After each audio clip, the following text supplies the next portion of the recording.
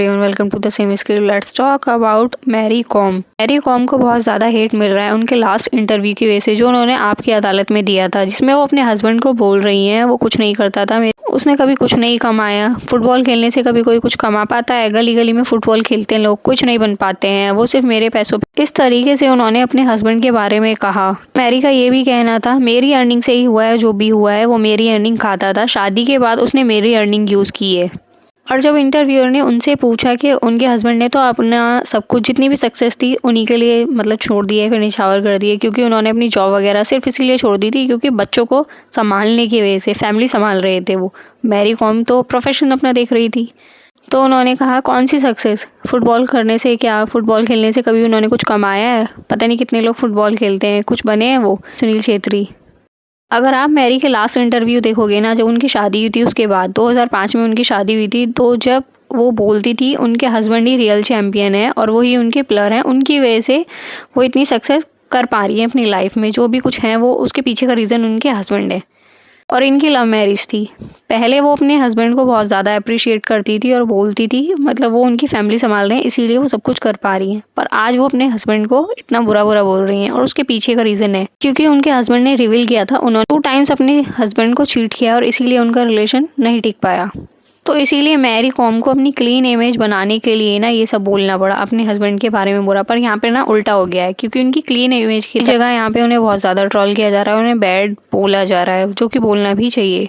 2005 में इनकी शादी हुई और इनके हस्बैंड ने बताया 2013 में इनका एक अफेयर था इनकी टीम के कोई जूनियर प्लेयर के साथ था। उन्होंने नेम रिवील नहीं किया है यहाँ पे। फिर 4 ईयर बाद 2017 में दोबारा से इनका किसी के साथ लिंकअप था, इनका रिलेशन चल रहा था, ये दोबारा से चीट कर रही थी अपने हस्बैंड को। यहाँ पे भी इनके हस्बैंड ने नेम नहीं लिया है जिनके साथ ये चीट कर रही हैं अभी भी, और नेम लेने की ज़रूरत है नहीं, वो बहुत ओपन है, आपको पता ही है कौन है।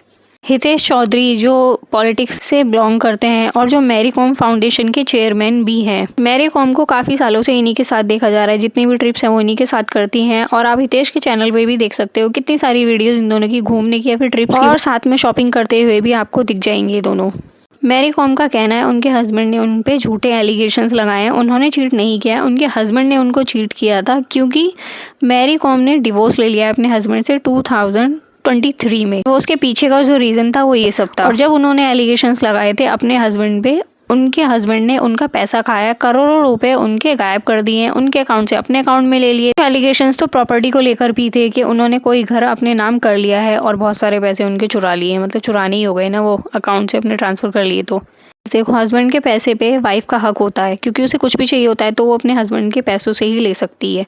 ऐसे ही हस्बैंड भी अपने वाइफ के पैसे खर्च कर सकता है अगर वो कुछ अर्निंग नहीं कर रहा है। ऐसा कहीं पे नहीं लिखा हुआ है कि वो अपने वाइफ के पैसे नहीं खर्च कर सकता है, तो उसको भी अप्रिशिएट मिलना चाहिए। मेंस को घर संभालने के लिए अप्रिशिएट किया जाता है तो फिर मैन को क्यों नहीं? दोनों को बराबरी मिलनी चाहिए ना, जब वो इतनी बड़ी जिम्मेदारी निभा रहे हैं। मैरी कॉम के किड्स हैं, 3 सन, और किड्स की जिम्मेदारी बहुत बड़ी होती है। आज के टाइम में तो 2 बच्चों को संभालना बहुत बड़ी जिम्मेदारी हो जाती है। और मैरी कॉम तो अपने टूर में बिजी थी, मतलब कि अपने प्रोफेशन में बिजी थी, या फिर आप बोल सकते हो। और उनके हस्बैंड घर पे सब कुछ देख रहे थे, उनके बच्चों का भी ख्याल रख रहे थे, तो क्या वो बेरोजगार हो गए हैं?